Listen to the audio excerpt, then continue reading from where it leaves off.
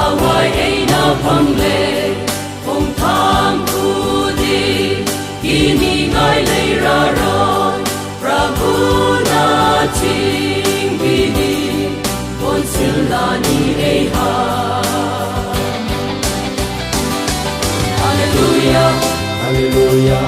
Hallelujah Hallelujah Hallelujah Hallelujah Ameda basar goyo rakamatam asida Hallelujah Amen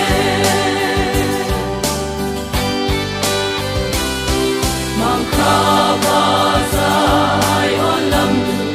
anau basadoke Zion mata sing na isay sakli may hau na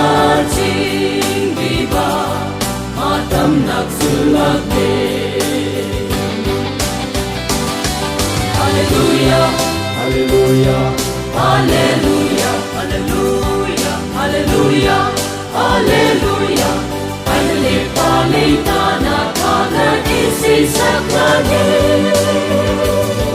Hallelujah Amen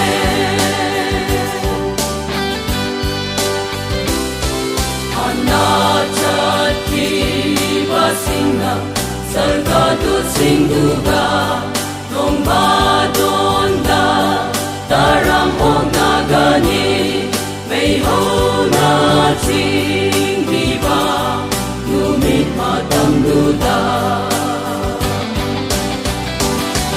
Hallelujah Hallelujah Hallelujah Hallelujah Hallelujah Hallelujah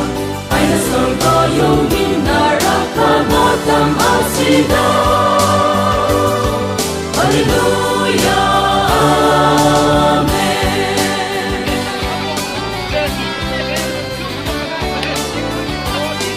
Samsar sida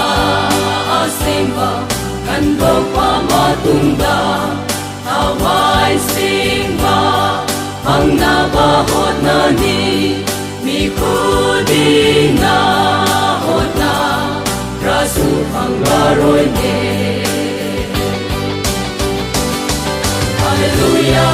Hallelujah Hallelujah Hallelujah Hallelujah